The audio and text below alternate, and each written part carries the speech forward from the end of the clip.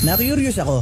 Ano yung matagal? Parang 5 minutes tong kanta. Last year high school ako bago I see the beauty of it. Kasi parang gagawa ka ng gagawa ng yes, master. kaso nararamdaman ko na parang ayaw na niya.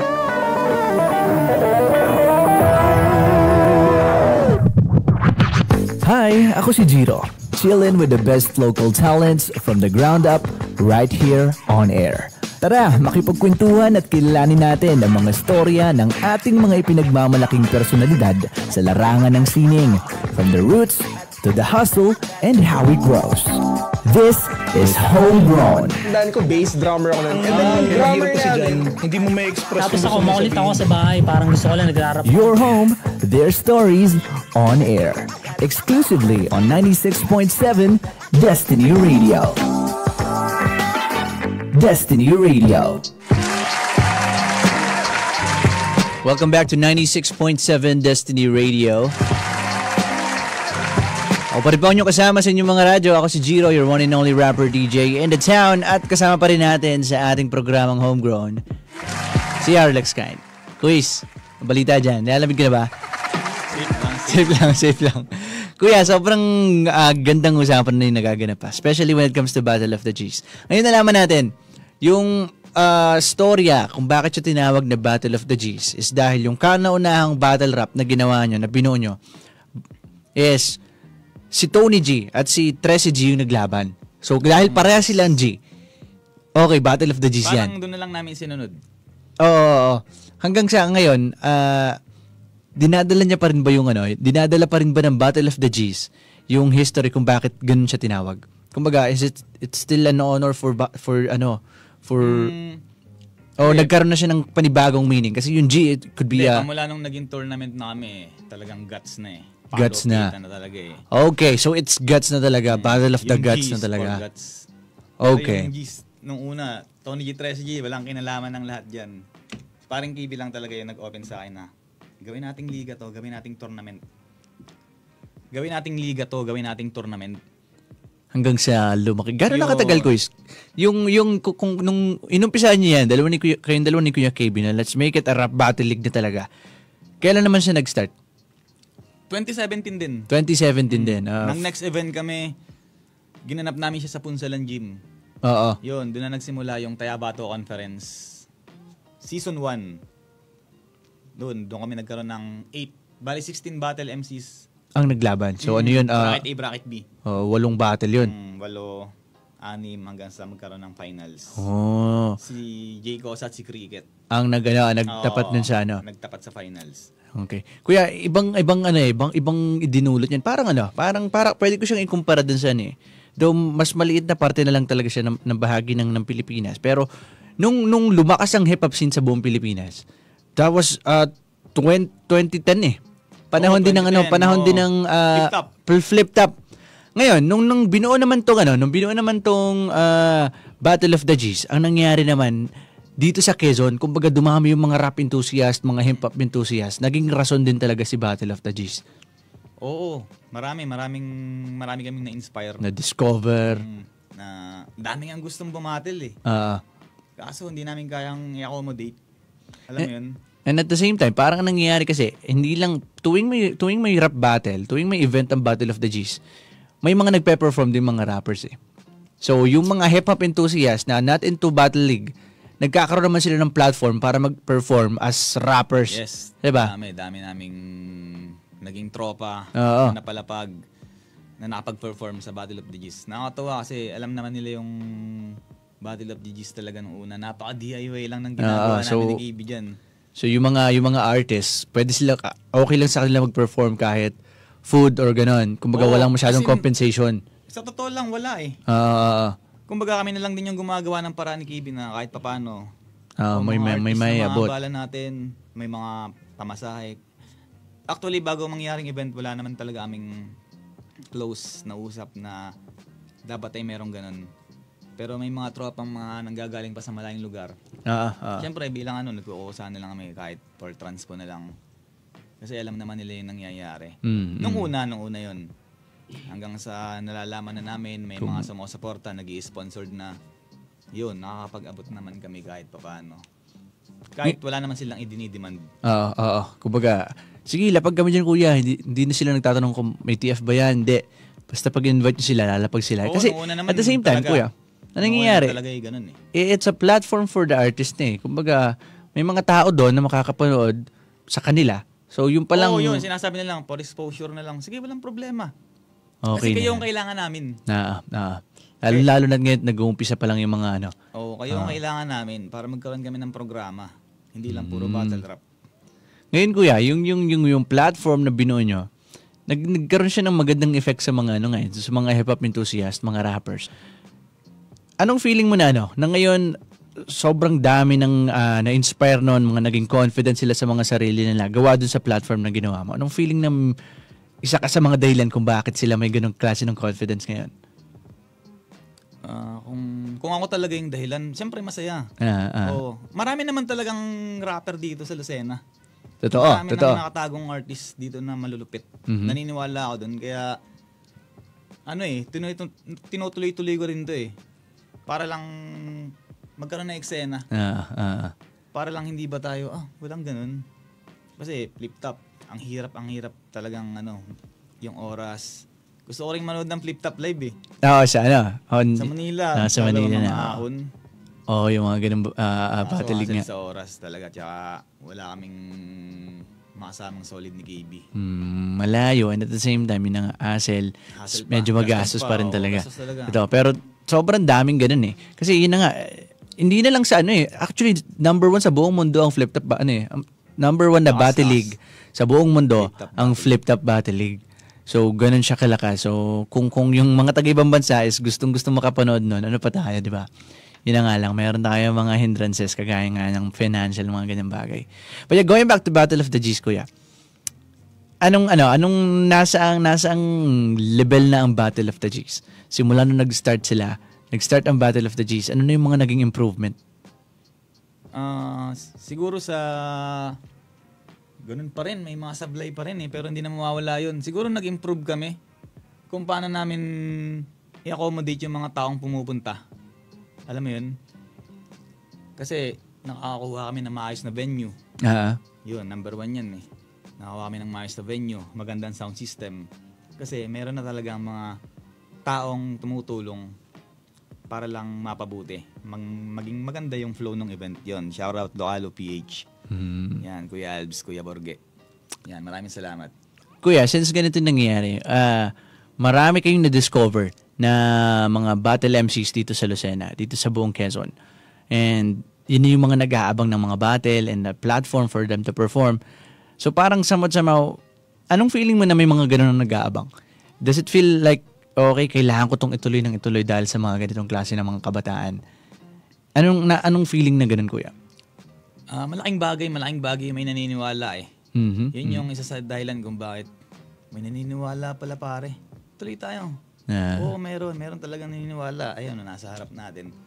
Kaya hanggang ngayon dapat nag-usap kami ni KB nung last year na parang sabi niya sa akin, pare, focus muna ako sa music. Sabi ko, sige. Ayos yan pare. Ako naman focus muna ako sa hustle kasi meron din talaga akong kailangan pang attain eh. Kailangan ng Oo. Kasi pag talagang may hawak akong tournament, hustle sa oras to. Focus ka lalo dapat. Lalo ngayon, ang hirap humanap ng venue. Totoo lang. Venue yung mahirap dito sa Lucena. Dito talaga maganda mag-event dito sa atin eh. Pag Quezon Province. Kasi tayo yung sentro. Hindi ko naman inaano pag kalapit na lugar. Pero pag sa Botgis, Lucena talaga. Gusto ko laging maganap. Kuya, kita ko sa iyo na mahal mo yung kultura ng hip-hop dito sa Lucena. Kaya mo siya ginagawa eh. Sobrang mahal mo siya eh. Kumbaga, sabi mo nga, hindi naman kayo halos kumikita sa Battle of the G's. Gusto nyo lang talagang bigyan ng platform itong mga kabataan at the same time yung mga datihan pang naniniwala sa hip-hop culture. And aside from that, yun na meron kang sariling buhay eh. Kagaya yung sinasabi mo, pagka sobrang nag-focus ka dyan sa Battle of the G's, hindi mo mabibigyan ng panahon yung pinagkakakitaan mo. Diba? So, medyo dilemma din siya at the same time. Pero still nagagawa mo siya. Kuya, ano yung pinaka pinagdaanan mo na nagturo sa'yo na hindi ko to pwedeng sukuan. Kailangan ko magpatuloy. Anong pagkakataon yun nung nalagay ka sa ganung klase ng desisyon? Maraming nakaginto dito sa Quezon Province. Tsaka pangarap ko talagang magkaroon ng isang battle MC na galing Lucena City. Dadalhin? Na makapunta Sa ng flip flip-top top. na makapasok sa akin. Alam mo yun, sobrang saya ko nun pag nangyari yun. Tsaka, yun, mga artist na rin na ang dami dito sa Quezon. Hindi lang si paring KB yan, si Gerardo, hindi lang yung mga yan. Kaya, may mga pangalan na talaga nung una yan Marami pa dito. Yan, mga nag-uulputan, si YB. Yan, mismo. Diba? Lil Koy, Lucena, mga personality na Gusto ko din makasama yung mga yan dito sa show. Oo, yung soon. mga Imbitahan natin sila. Marami ding magagandang kwento yung mga yan. Kaya pag nakikita ko sila sa Facebook, yung talagang support ako magagawa sa kanila online, yun, sineshare ko yung mga nila. Makita lang ng tao din na, kasi nagsisimula si Lil Koy. Tawa ko saan yun, yung solid sumuporta siya dun sa event namin nung nakaraan. Oo nga. Yung event ng Battle of the G's last time. Ito lang, kakatapos lang. June 14. So yan, marami. So that's one of the reason kung bakit kahit na mahirap, kailangan ko itong ituloy. Kailangan. Gawa ng mga nakikita mong nai-inspire at the same time yung mga taong kailangan mong suportahan. Gusto mong suportahan pagdating sa ganitong klase ng larangan. Kasi kaya pa naman sa oras. Tsaka may naniniwala pa. Ituloy lang natin, supportahan natin yung mga local artists ng Lucena City, mapa-battle MC man yan o artists. Kasi naniniwala ako sa kanila. Yung nasa ganitong kultura, Kuis, karamihan na. Hindi naman lahat, pero karamihan talaga. Pagka nasa hip-hop culture ka, yung mentality mo is about hustling talaga eh. Not more on the corporate, pero mas marami talaga yung nasa street life eh. Now when it comes to pag sinabi mo kasi Kuis na na street, maraming ibang tao, negative agad yung opinion about that eh. Street life ba yan? Street mentality? Pero para sa'yo, anong pinakang ibig sabihin ng street mentality?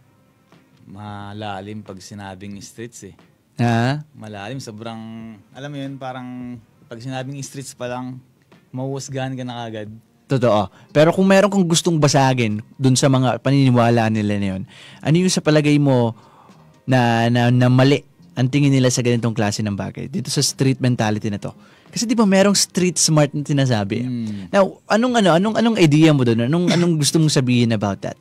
Yun, mga street smarts nga. Alam mo yun, yung mga kailangan mong kumita sa kalye. Malaki ang kinalaman ng kalye para pumera ka. It's either legal man yan o illegal, pero yun, sa legal lang tayo syempre. Malaki ang kinalaman ng kalye kasi dyan ka kikita ng pera eh. Kailangan mong, hindi ko naman sinasabi na, hindi ko na pala kailangan mag-aral. Mag-i-stress na lang ako kasi may pera din pala doon. Hindi ganon.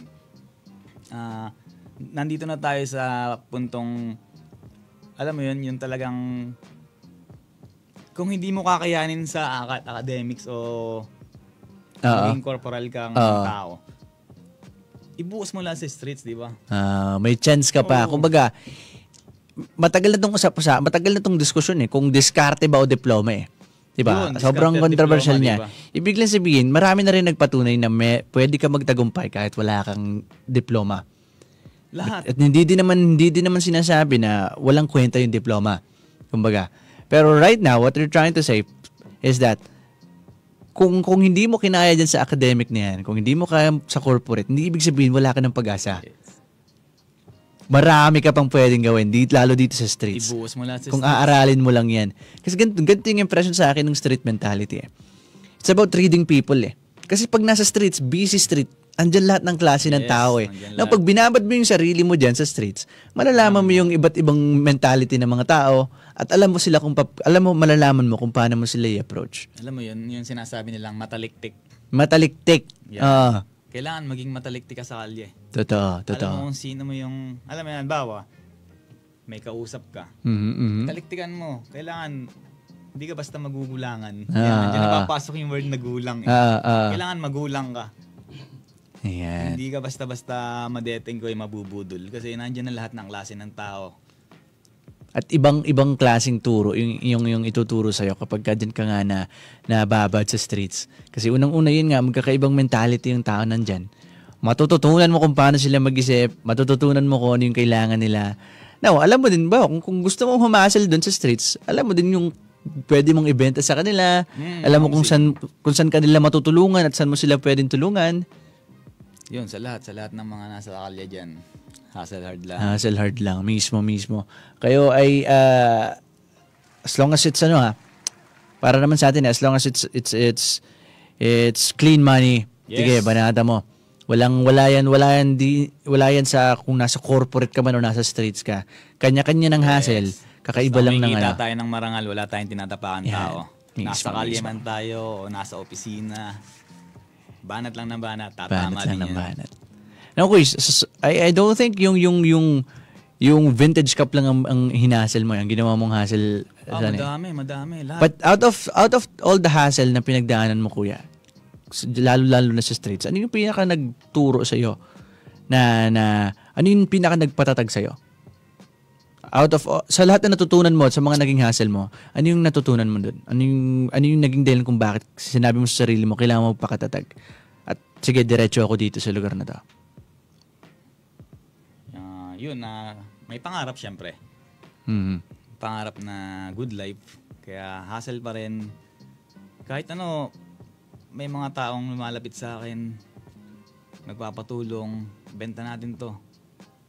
Siyempre, may mga tao na talagang alam na dapat sino ang kukontakin mo para lang. Alam mo yun, yung ganong hassle sa loob ng... Kasi ang swerte nga natin eh. Sa era na to Kasi libre lang ang Facebook. Ang dali na magbenta. Kuya? Ang dali na maabot yung mga market mo. Hindi ka naman sinisingil ng Facebook eh. Wala kang tax doon. Buong mundo. Ipopost mo lang yung paninda mo kung ano man yan. Basta, syempre, legal syempre. Marangal. Ipopost mo lang. Ang dami nang makakakitang tao. Napakaswerte ngayon ng mga ano. Kaya, yung iba talaga, karamihan, nasa social media, nasa internet ang pera eh. Doon sila pumepera eh. Kasi nandun yung tao.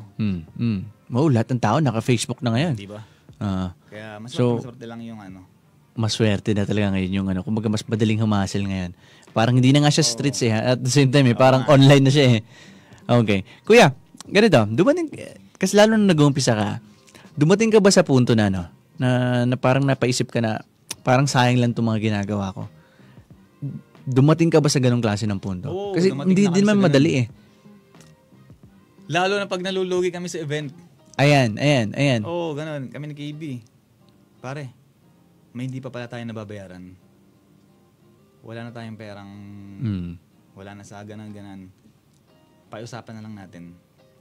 Yun, sa magandang pakikiusap, hindi naman siya... Hindi ko na lang babanggitin yung mga pangalan na Pero at the same time, natulungan kayo ng mga yan. Kasi nung pinakausapan mo sila, pumayag sila. So malaking tulong yan. Pati next event namin, binayaran namin. Hindi pa nga siguro eh. Kasi may mga pondo namang dumating. Binayaran namin yung mga taong yun. Kaya, yun na rin yung naging daan para magpatuloy kayo. Matuto kami kung ano yung mga dapat pang iwasan para hindi na mangyari yun. So, sinasabi mo ngayon na dumating kayo sa point na parang napatanong din kayo kung kailangan ba natin itong ituloy, sayang ba itong ginagawa natin. Pero dahil nagagawa nyo siya ng paraan, at the same time, natututo kayo bawat sablay nyo sa isang event, kailangan nyo ituloy. Lagi ganun lang naman talaga, sugal lang eh. Sugal. Talagang sinusugal din namin lahat. Kaya salamat sa lahat ng sumusuporta. Isa kayo sa dahilan kung bakit tuloy-tuloy kami. Alright. Kuis, yun na, balikan natin yun. Ano yung opinion mo doon?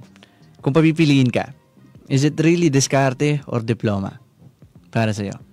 Kasi di ba nag-aral ka din naman nagaling ka ng Inverga, di ba? Oo, Inverga. Pero kung pababalikin ka doon sa panahon na yan, you have to, pwede ka mag-repeat. Will you still choose to be piliin yung diskarte o mas ipapursue mo yung diploma at magpaka-corporate? Ako kasi nung bata pa ako, family-oriented talaga ako. Gusto nung magulang ko, lalo na yung tatay ko, makatapos kami ng pag-aaral. Kaya, yun, na-push ako na tapusin talaga yung college ko. Pero habang ginagawa ko yun, nasa kalye na kami, yun, botgis na nun, era na yun. May botgis na nun talaga. Kaya nga kami nabuo eh. Yun, habang umi-streets ako, nag-aaral ako. nasa vintage cup. Basta, nag-thrift din ako eh. Thrift items eh. Yung mga okay na mga, pero yung may mga value na. Yung selected. Oo, selected. Yan, isa rin yan sa mga diskarte ko nung ako'y college. At, yun, kung hanggang sa pumasok sa vintage cup, syempre, kung papapiliin talaga ako, kung may choice ka naman na magkaroon ng diploma, tirahin mo, di ba? Ako kasi, ang nangyari sa akin, graduate ako ng college. Ang course ko kasi sa Enverges Business Administration. Kaya, related talaga siya sa hustle, na? Hustle talaga ako. Yun, after nung makagraduate, hindi pa ako nagtrabaho nun eh. Talagang, yun, diskarte lang, nakakaipon, kung ano nang pinapasok ko para lang pumera. Lahat ng klase ng, iba tong event Iba ito. Sa hustling nga to. Lahat ng klase ng pagkakakitaan sa kalye. Talagang, yun, madami akong gustong makilalang tao para lang magkaroon ako ng connection na ganto-ganto. Lahat. Ultimo nga tangke ng gasol eh. Yun na, Salmona. Bumibili ako. Kasi may contact ako na bumibili sa akin na napapasahan ko ng mas mataas ng presyo. Yun naman yung mga nagre-retail talaga ng maramihan. So, nakuha mo din siya sa connection din siya, no? Kasi meron talagang mga nagbebenta ng maramihan din. Nakuha ko siya sa mababang presyo. Ganun lang. Nung pandemic, nagbenta ako ng face mask. Oo, yung mga trip na ganun. Basta lahat ng klase ng pinagkakaitaan sa kalye, tinitira ko yan. So, ito kung paano ko siya na internalize. So, may diploma ka. Course, graduate ka ng college, business administration. Pero, alam mo pa rin, mas mahal mo pa din yung mahal mo pa din yung kung paano ka kumikita sa streets. So, pwede mo siyang pagsabayin. Kasi at the same time, kung bakit ka naman, I think sobrang naging tulong din talaga yung mga natutunan mo nung college ka kung paano ka humasel ngayon sa streets. So, sa'yo, pwede mo siyang pagsamahin. Diploma o diskarte, pagsamahin mo yan. Pinagsama ko eh. Mas, iba yung aral na natutunan mo sa eskwela, iba yung sa kalsada. Ang laking pagkakaibanan. Pero ang sarap niyang pagsamahin. Yun. I think that's wonderful. Kumbaga, that's Harlex. That's from Harlex kind. Pag pinagsama mo yan, parehas mo mapapakinabangan yan. That's it. Parehas mo mapapakinabangan yan. So, hindi mo siya kailangang pagtalunin. Hindi mo kailangang mamili. Pagsamahin mo yun. Kung parehas kang may knowledge sa streets, parehas kang may knowledge sa corporate, pagsamahin mo yan. Ang sarap mas matutulungan ka niyan. Pinaghalo mo yan. Alright. Kuya, maraming salamat. It's really an honor. Kakaibang storya to. Ito yung mga klase ng usapang hindi na pag-uusapan madalas sa radyo. So, maraming salamat. Pinagbigyan mo ako. But let's go back. One last thing. One last thing. Balikan natin yung Battle of the G's since yan yung isa sa mga inaabangan ng mga tao eh. What's next for Battle of the G's, Kuya? Bali may plano kami ngayong siguro bare months namin sisimulan August. Sana maka-open tayo ng liga. Pagka may mga venue na gusto mag mga pala venue sana maka-open kami ng liga. Yun, liga, i-invite ko lahat. Magkakaroon tayo ng isang supportahan natin yan. Siguro, hindi na siguro pag tryouts, may tryout siguro pero pipili pa rin kami ng talagang deserving na mga pioneer tsaka mga una naming battle MC. Kung paano namin makakaluto na magandang matchups. So sa lahat ng mga nakikinig at nanonood, baka kayo ay you're into rap battle. Ayan, according to Kuya Harlex, magkakaroon ng susunod na event. So mayroong mga handpicks pero mayroon din mga tryouts, guys. Meron. So, kasi madaming gustong pumasok na bago eh. At the same time, open to, hindi lang sa Tagalucena. Sa buong Quezon to. Yes, Quezon Province. Quezon Province to. Quezon Province represents Battle of the G's. Kuya, maraming salamat. But before we say goodbye, batiin muna natin panandalian tong ibang mga nagko-comment sa atin. Ayan. Ito, may mahabang comment. Galing kay Michael Zayroma. Magandang hapon, DJ Giro. Si Michael Zaymora po ito. Lagi ako nakikinig sa Destiny Radio. Ayan. Solid. Merienda na po. Relate. Mahilig din po ako sa music. Depende sa tactic. Ayan. Maraming salamat po, Kuya Michael Zaymora. Ayan, si Jake M. Oreta sabi niya, shoutout tol, Harlex, takits bukas sa isla. Aba, mukhang may ganap kayo sa isla bukas Ayan, sabi naman ni Roldan Jacinto, God bless. At, ayan, meron pang sino pa to? Pangalan nito, si Bea Claricia. Ayan, I love you babe. Sabi yan ganun. At sino pa ba? Kim Makasinag, sabi niya, can I get a shoutout? Shoutout sa'yo, KN. Mga sinag, shoutout. Shoutout sa'yo. Sino pa ba? Ayan, si Ami Sirop. Not Nudge. Binaligtad mo yung pangalan mo, ano? Si Onyalo, yan, OG. Yan, sa'yo na ako. Sa'yo na talaga ako, Harlex. Shoutout mga TBS. Ayan. Tour Brown Style, Dalahican. Yan, ang kumpare ko, humble ng Lucena. Ayan, sabi niya. Boy, what's up? Ayan, si Prince Limbo, sabi niya, solid yan si Harlex. Ayan, si parang Limbo. Parang Limbo. Si Gio Panaligan, shoutout paring Harlex, sabi niya ganun. Si Darwin Rafa, shoutout Kuya Kind, sabi niya ganun. Si Rainier De Luna, nice one Kuya Harlex Kind. Maraming salamat po sa pagtutok. Ang daming nakigulo sa ating episode na ito. Maraming salamat. I hope napulot nyo yung mga pinag-usapan namin. At the same time, yung mga storya. Hindi ko na makakalimutan yung Battle of the G's history na yan. Tony G kasi Tony G, rest in peace, Tony G. Kuya Harlex, maraming salamat. Maraming Kuya, salamat din, Tol. isang karangalan ang makasama ka dito sa Homegrown. Thank you. Sana magkita-kits pa tayo ulit dito sa program next time. Sana. Maraming salamat. Maraming salamat. Giro. Maraming salamat. Kuis, salamat. 4:02 p.m. oras po natin sa buong kapuluan ng Pilipinas. 2 minuto na makalipas ang alas 2 ng hapon. Alas 4 pala ng hapon. Sumesen niya si Engineer Boyet. Alas 4, Kuya Giro. By the way, ako po si Giro, your one and only rapper DJ in the town. At ito ang ating programang Homegrown, Your Home, Their Stories on Air. At sa akin kasama natin si Harlex Kind. Yeah. Hustler ng Lucena City in the streets and co-founder of Battle of the G's and now currently the head of that battle league. Maraming salamat. Kami po 96.7 Destiny Radio. Kita-kits ulit tayo next episode, next Friday. Deuces.